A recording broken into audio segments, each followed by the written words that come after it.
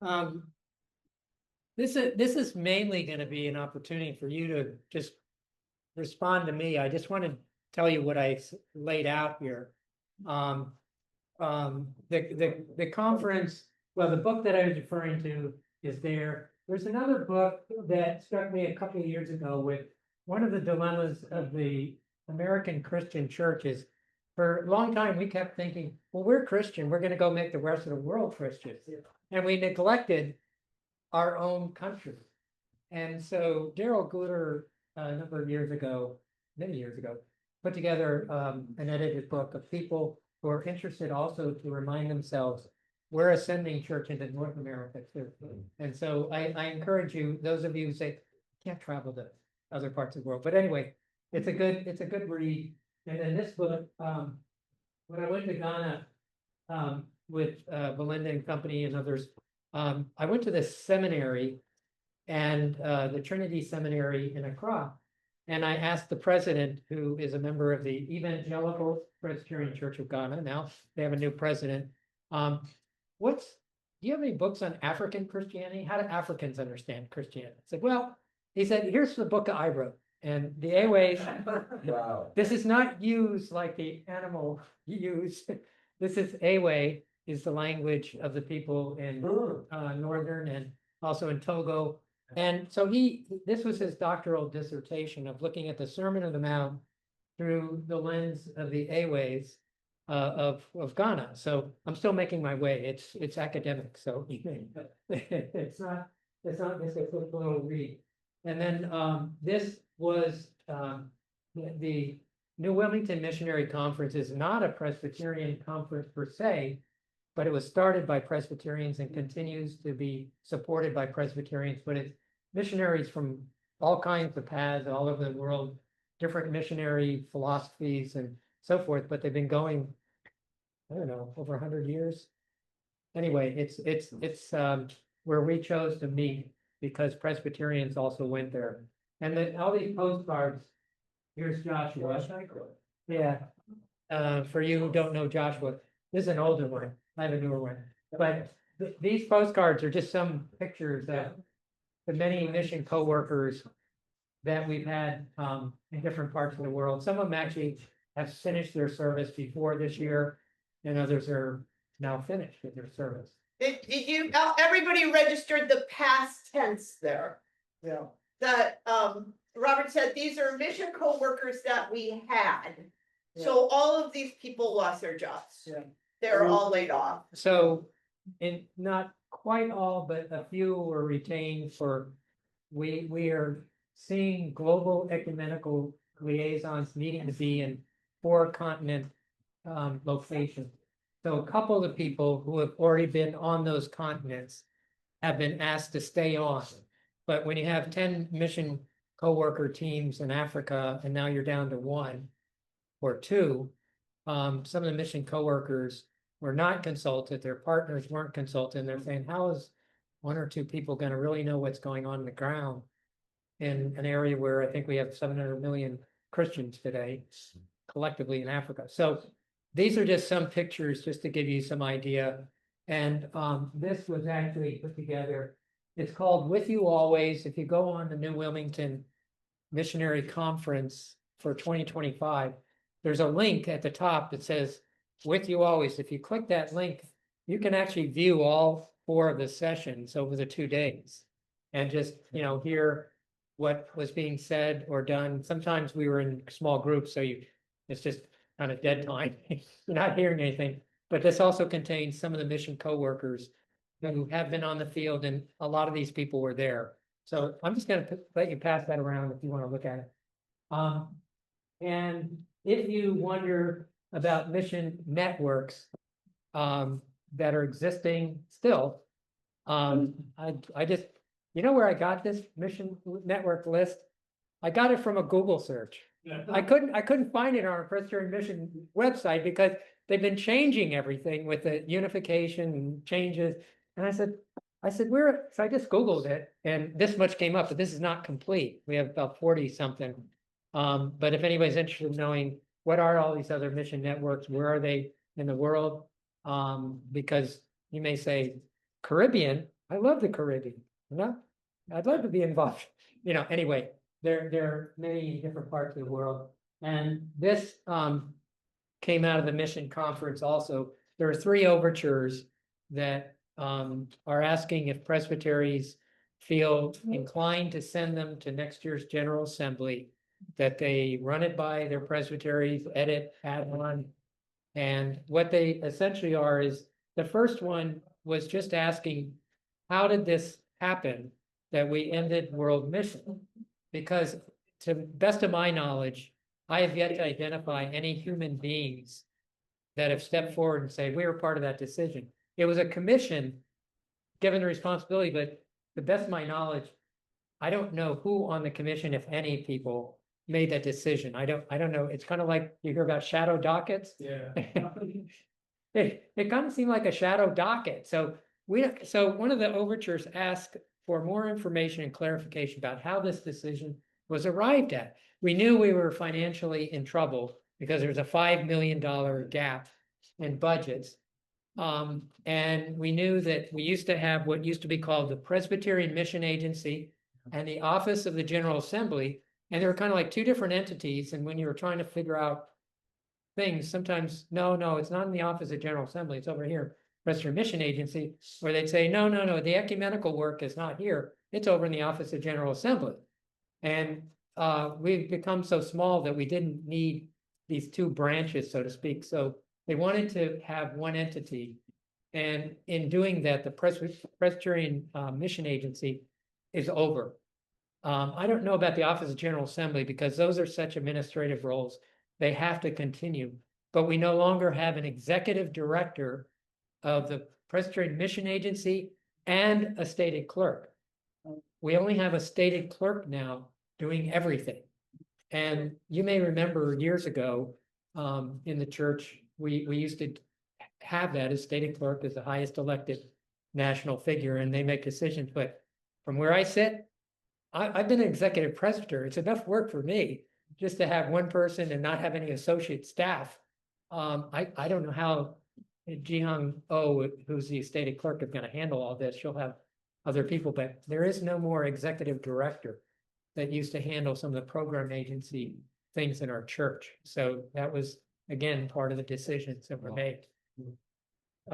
So that, and the second overture asks what we were really distressed about. Usually when you make a change, when you all have done changed pastors, churches, the presbytery says, well, what's your mission study, or what's ahead?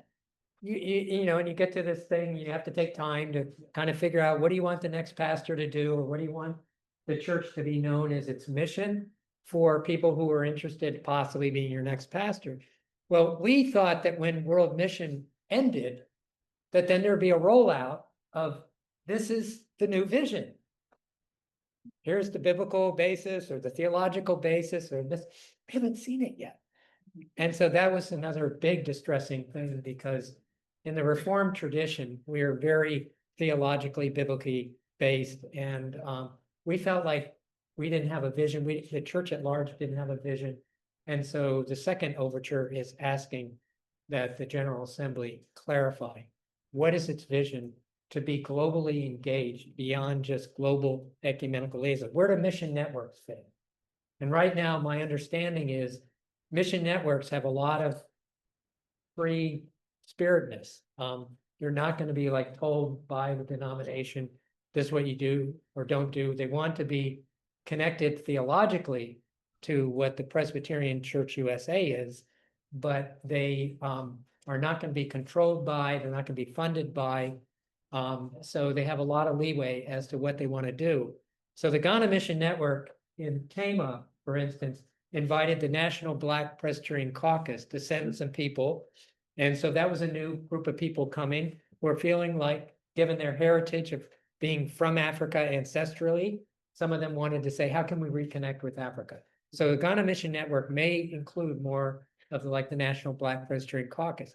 Seminarians have also gone through the auspices of Joshua Hekela's work while he's been there, connected again with West Africa. And we have some seminarians who we think will continue to go with us. We had some non-Presbyterians that came from Baptist churches and I think one from Assemblies of God. And we said, fine, come with us, you know? So we're trying to think outside the box, that it's just a, as I said, Aramaic speaking from Galilee. You know, you know, white Americans from some region of of America, you know, or something. So we're trying to think outside the box, how we as Ghana Mission Network can include other ways by thinking of what is God's mission for us in Africa. And did I miss anybody among all these different people that were with us from America? No, you got it. And one of the things that happened at this conference that I was pleased to see, people from the Presbyterian Church in Ghana, which is the larger church in Ghana, and a lot of if you go around Southern, you'll see a lot of them, but not exclusively. The Evangelical Presbyterian Church has their headquarters further north up in the Volta region in Ho, and they're a poorer church, more farming communities, not enough pastors to go around. But we got people from both branches, both churches, and some of them hadn't had conversations like they did at the Ghana Mission Conference. So we want to continue to do that, and that's why we're trying to honor some of them who had to take a van 17 hours to get from where they were to Tama. This is not US interstate highways, okay? But we wanted to honor how many of them came. Some of them were up at the border of Burkina Faso, way up there, or over by Togo, and they also speak Ewe. So, you know, there's translation issues that we all have to wrestle with as make sure all of us understand each other. Our main complaint to the Ghanaians were, you didn't put the words up there in a way we could at least sing it with you. You know, you just kind of sang a lot of times. Sometimes they would, but we wanted to sing, and I've opened the prayer books and the song books in local churches in New York City and can kind of follow along, but their alphabet is not just like our English. So you have to kind of make it English alliteration to be able to sing. But we said next time, you know, put things up on a screen, put things up on a screen so we can sing with you. I mean, some of them were simple and we got along with it. So the last of the three overtures was asking that something that happened in 2024 in our Book of Order be honored at the National Church. In our Book of Order, we had noticed, and I've noticed in New York City, that when some pastoral relations end kind of badly, some churches try to have non-disclosure policies. You can't talk about this, it's just going to end. But that's not the way a Presbyterian church works. We're transparent. You come into the Presbyterian church to serve by being approved by the presbytery, and then when like a church call ends, the presbytery votes to end that unless it's a temporary relation. But we said no non-disclosure. That's too secretive, and it leaves secrets within the congregation. And the next pastor has to come and say, why did they leave? Non-disclosure. Can't talk, you know. So it's not to make a mess, but sometimes the messes do have to be dealt with. At the National Church, the mission co-workers were given severance packages under the condition that accept this, you know, we're giving this, but they really didn't want them to talk, you know, adversely about the denomination. And so it was sort of like a non-disclosure. So we were saying, this is not fair to people who've served for a few years or decades to not know how this came about. Why did you choose to do this? And why weren't we included in a decision before you made the decision? Why didn't it come from a general assembly that acknowledged we're going to have to change? Not to be able to tell their partners Right. in their local context what the next step was. Like, I'm leaving, but here's how this is going to proceed. They couldn't tell them anything. Right. So. Right.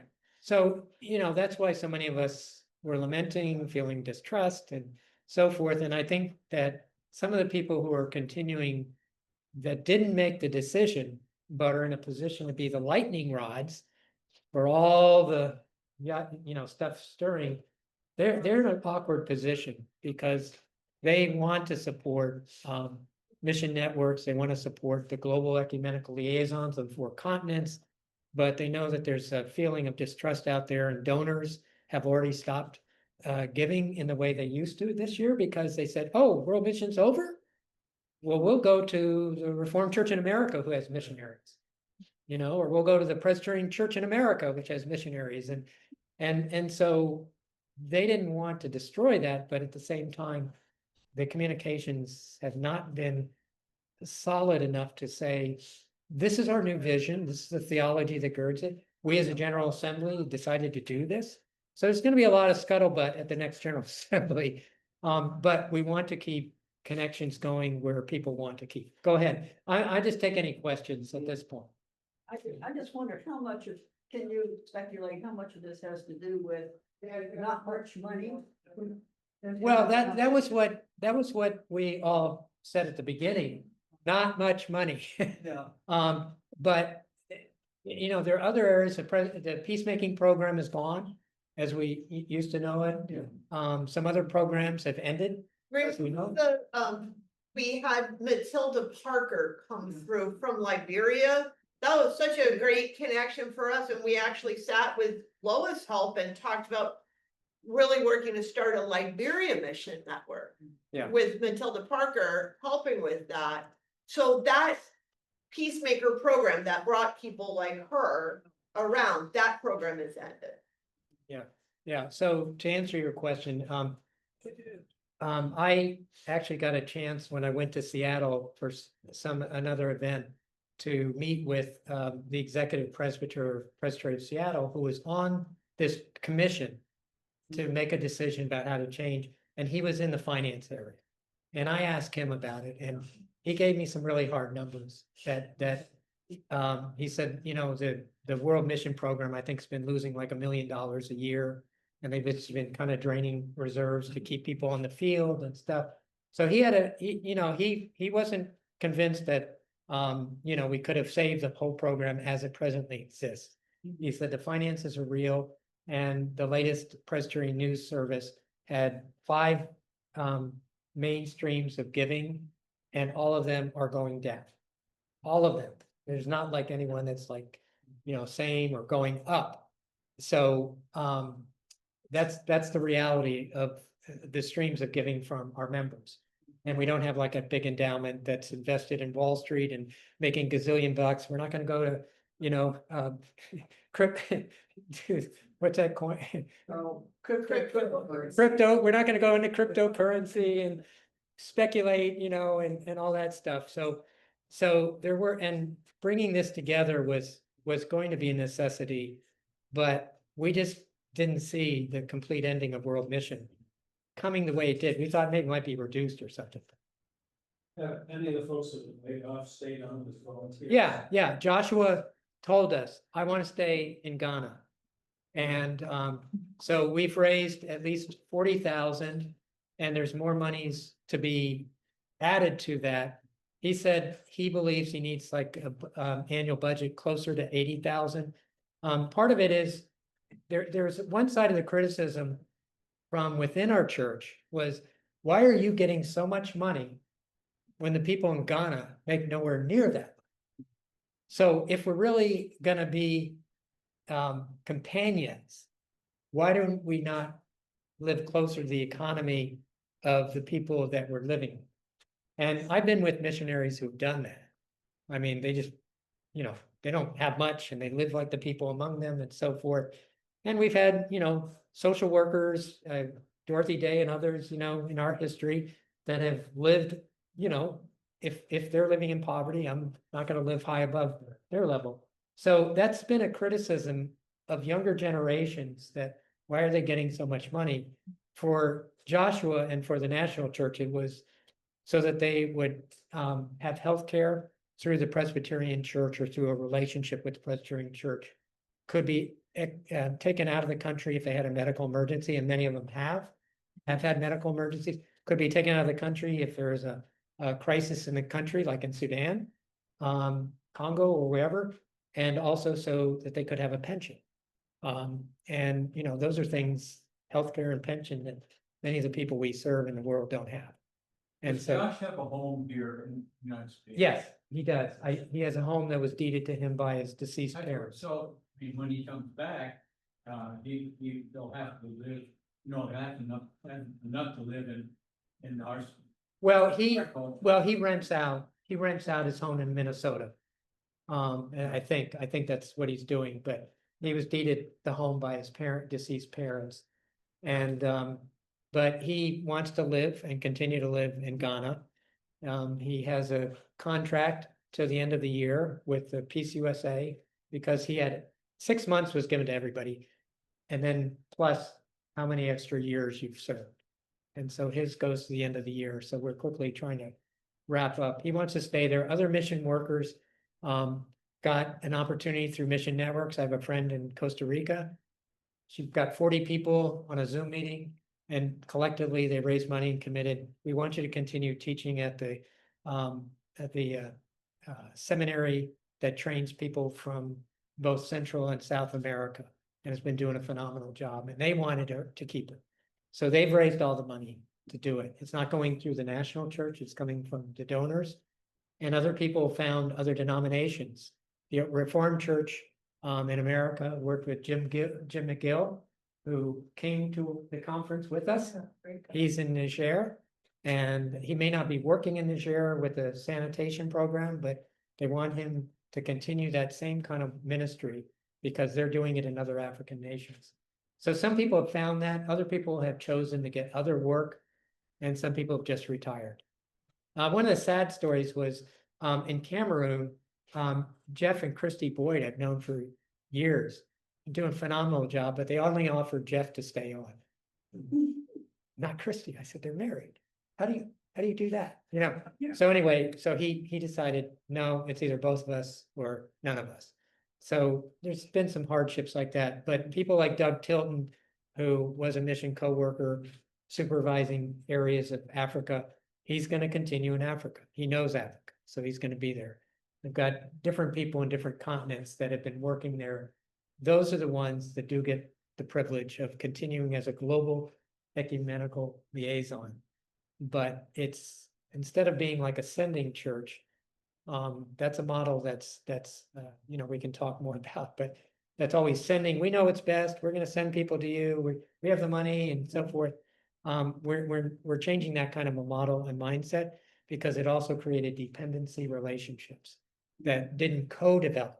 And it's not that we don't have enough to share, but the sad thing was this change coincided with the ending of USAID.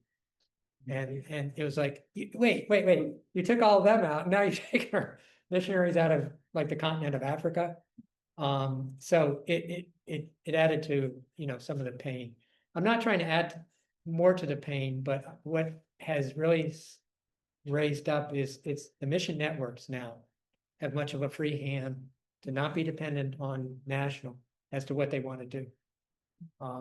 And I don't know if all of them are going to have mission co-workers or not. I don't think so. But somebody in the Syria Lebanon network, member of a church in New York City, told me they weren't really they weren't included in talking about this. They didn't really know what was going on. Their mission network has not been that engaged in this conversation. And she said, and the person they sent to us doesn't speak Arabic. So she said, we need somebody who speaks Arabic. And so mission networks themselves, I think, might have more of a say to talk to the national church and say, look, we know the context. That's what I was telling. It's all contextualized. Lebanon, Syria right now, they need this. So I suspect that, there's going to be upward conversations from mission networks saying, this is what we need, or these are language and the skills that we need. But who am I to say? I'm just like a pawn in the church. What do I know? Move my little cell phone. I don't know where the rooks and the kings and the queens and horsemen all are. But let me Other questions? Well, Yeah. have a comment, like, this day and age, there's so much about how with changing any kind of process, we need to be involving all the people that are gonna be affected and figure out the mechanisms to do that. So it just seems a little surprising that you know, that wouldn't have been an approach that. I know. That, you know. This is me personally speaking, not the process, but some of the consultants that were involved in an earlier report in 2021, and maybe even this one, the ones in 2021 were not internal church like consultants.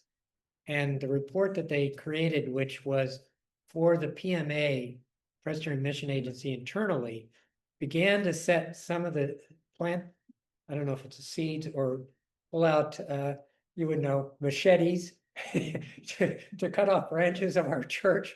Some of the planning for that came out of 2021, but the document itself lacks theology and lacks biblical basis. The consultants weren't kind of in that framework and mindset.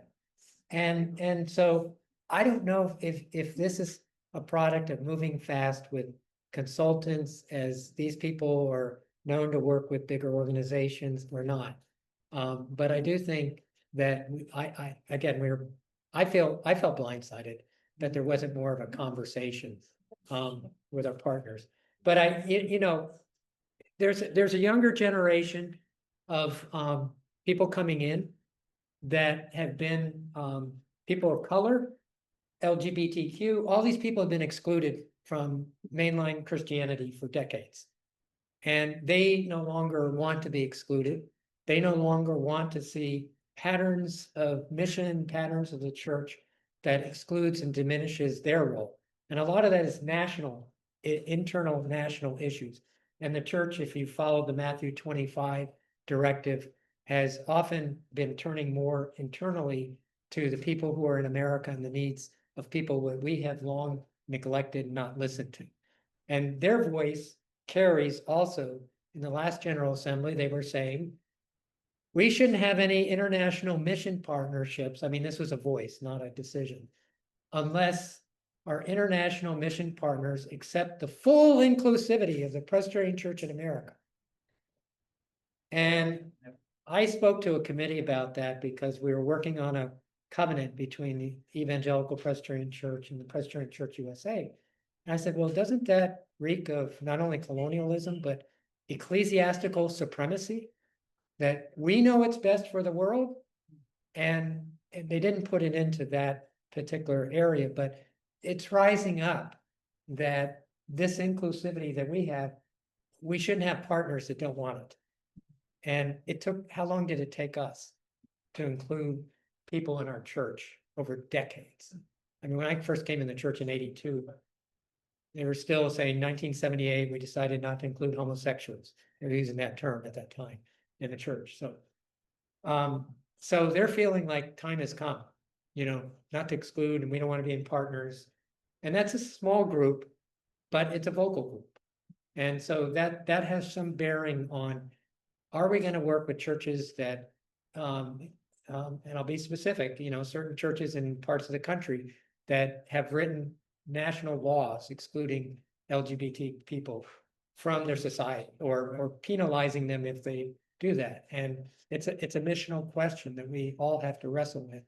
But Joshua wrote a paper about this for the Ghana Mission Network from his perspective.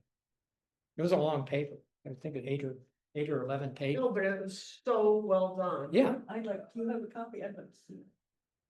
Yeah, I'm sure I do, back with the material for that conference. Yeah, it was sent out in preparation. Yeah. For going to Ghana, you know, and talking about how to engage around that issue in Ghana. I'm not hearing very well, but are we talking about LGBTQ issues? Yeah, so Joshua addressed that issue. yeah, he Okay, wrote a document for the people who were going to attend the conference. Maybe he wrote it more widely, but he sent it to everybody Okay. because there had been some discussion about, at this conference, we should engage with this issue. Yeah. We should talk about it. And then the decision was made, no, we're not gonna actually talk about it. We're gonna talk about, we haven't been together through all of COVID. We need to really focus on sort of reestablishing the relationship. And the relationship is what's needed first before you can have that conversation. You can't start with that conversation like as a prerequisite for relationship. I mean, to me, I find that challenging, but Josh was very clear about it. Like, you can have this conversation if you have the relationship Yeah. first. Yeah, Paul, you're, Yeah, I'm Jan Peg. I'm Lutheran pastor, retired, yay. And, our connection with in upstate New York is with the Evangelical Lutheran Church in Zimbabwe and also in Zambia, but I was on a mission trip to Zimbabwe. And one of the things that the church struggles with is if someone joins the church who has multiple wives, should they divorce or what? Because, you know, our baggage says you can't have more than one wife, but their context is not like that, and it's an issue where we shouldn't be telling them what to do, and we realize that, but it's one that they struggle with because they're not sure how to deal with that, and I think it's similar things going on in a lot of other places, and the issue of LGBTQ is one that, you know, it's current now. It's very current in the US, but whether it is in Ghana, I don't know. oh, it's a very live issue in Ghana. Okay, I mean, like, actually in a very scary way, because replicating some legislation from Nigeria and Uganda, there's been legislation to, Parliament approved, but the Criminalize. president hadn't signed by the time we got there. To criminalize what? to criminalize homosexuality. right. Oh, yeah. And, you know, so what do you do with that? Do you then say, okay, well, then we're not gonna go to Ghana? I mean, I think I can see how that's a defensible position. Or if I'm LGBTQ, the question was, can I go on the Ghana Mission Network if I'm LGBTQ?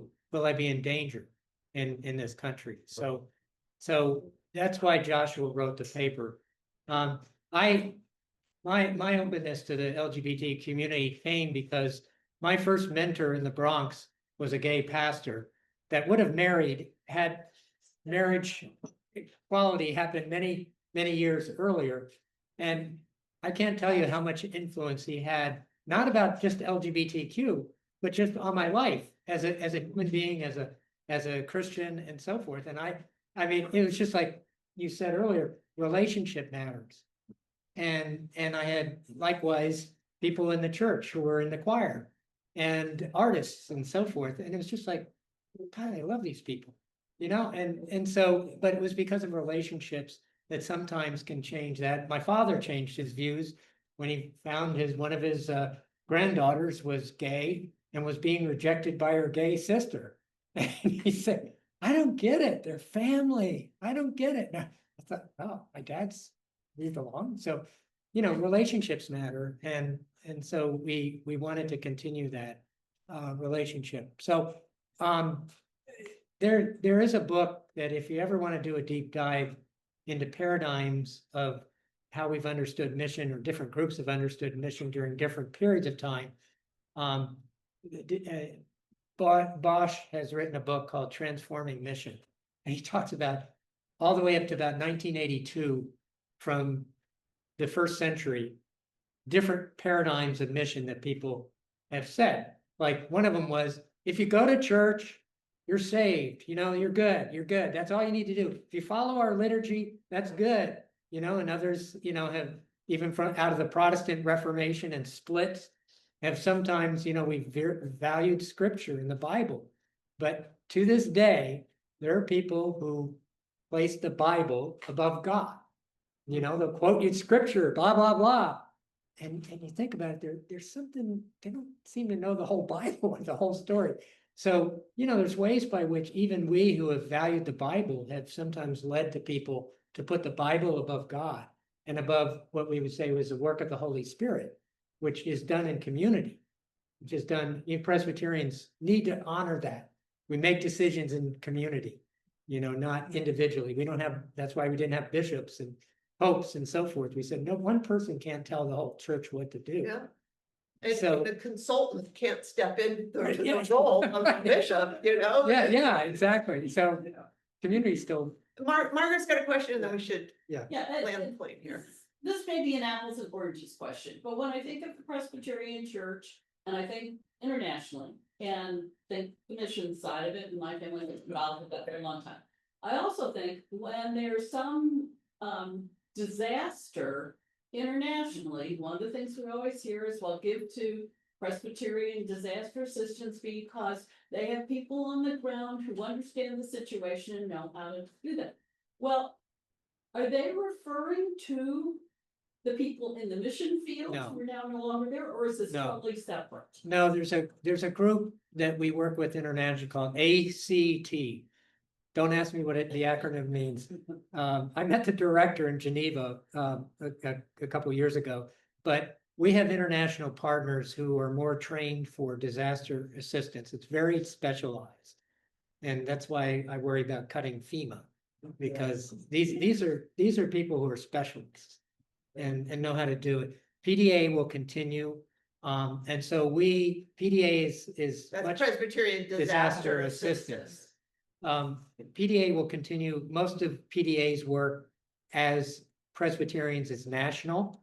We have partners on the ground. We work with what's called VOAD, Voluntary Organizations Assisting in Disaster. We're in partnership with them in states, counties, nationally. We have a pretty good network nationally. Internationally, we work with this ACT group who has people on the ground and others. It's our mission coworkers may be communicators, but they're not going to be called into that role. But they're communicators. Did you know that, so-and-so came across the border and just, took all these children from this country and whatever, and, that's a disaster of a different sort. But people on the ground would be able to communicate that. But it may not be a natural disaster. But no, they won't be affected in that sense. We need to end our formal time with Yep. Robert, because he is gonna have some lunch and go back to New York on the train. But I hope as we're ending this time, we've all heard just sort of the big picture here, but also the very specific pieces of information about Josh Heikla, who this congregation has had like a really strong relationship with him. Particularly, he's been to this congregation multiple times. He's, from my homeland in Minnesota, although he's not originally from Minnesota, but that's anyway, he is continuing in his work with Ghana. The Ghana Mission Network is going to continue to be in relationship with him, and financial support for him can go through the Presbyterian. Erie Presbyterian. The Erie Presbyterian is going to serve as a fiscal sponsor for him. But that's how it's going to work, is that the Ghana Mission Network will continue to work with Josh as, and that's going to be a changing situation as we see, is that sustainable? And once that mission network is kind of unglued from a formal denominational structure, what does it do? Does it grow? Does it have has it been held back in some ways that now it's going to be more diverse, connect with more denominations and people and groups? Or will it kind of slowly wither away as, there's not a sort of formal, that there's not a formal denominational staff structure to support those mission networks? And part of what's going to answer that question are congregations like ours, right? Saying, are we going to continue to support Here's the the mission network that we're a part of? And, we have our own budget decline issues. And I think it's a pretty cool challenge for us to consider. do we follow suit and say, you know what? Our denomination is cutting these international ties, so do we. Or do we speak over and against that and say, you know what, we've seen that this has value for us, and we're gonna sort of claim that. And if we do, is there a way we can communicate with the larger denomination about the value that we've seen in these mission co-workers and in the mission networks, and kind of speak to some of the justice issues behind that through some of these resolutions? So that is something that we could consider, and thank you. Thank you, Robert, for bringing all of it to us. Well, we're going back in time because congregations were the first ones to reach out. And, communities that Galileans, they reached into Judea and Samaria and went farther. So it started with small congregations that just kept growing, and in different periods we nationalized it. So don't diminish that our history has, maybe going back full circle, but we're there. And I also wanted to say something I should have said earlier. For 10 years and $15 million of denominational monies, we launched 1,001 new worshiping communities. We wanted as a denomination to start a goal, 1,001 new worshiping communities. We started 700 in because of the intentionality and the way we approached it, and we gave money to it. So my question was always, if you can do it, like that, why didn't you go to the church and say, let's find, X number of $1 million and let's try a new model going forward, and tell the church, we need your help. So we've done it before. There are many options. Watch what's going to happen at 2026 General Assembly. I don't know if it's going to be fireworks or not, but you're invited to come November 8th and 9th into a Zoom conference of the Ghana Mission Network. If you want to hear, what's the latest, what are the people doing today? Please feel free to join by Zoom, wherever you are. Yeah. Thank you.